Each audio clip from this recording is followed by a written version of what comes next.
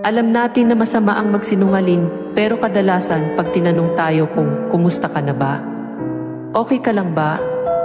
Ang dali nating makasagot na, ayos lang ako, okay lang ako, kahit ang totoo ay mabigat na ang nararamdaman. Minsan, hindi pwedeng ipahalata kasi iniisip natin na baka wala rin namang makakatulong o ayaw nating maging pabigat sa iba.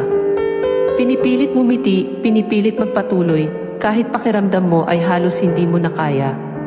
Masakit ang magdala ng bigat na hindi mo masabi, pero iniisip mo na kailangan mong maging matatag para sa sarili mo at para sa iba.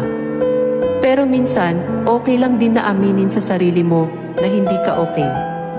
Hindi naman ibig sabihin na mahina ka kapag pagod ka na o nahihirapan ka na.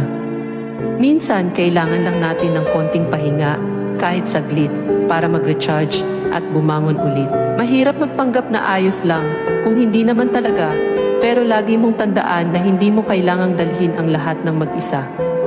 May karamay ka, huwag kang mahiya ipagsabi sa Diyos ang lahat ng sakit, bigat na iyong daladala. Handa at kaya niyang kunin ang lahat ng yan. Magtiwala ka lang sa Kanya palagi.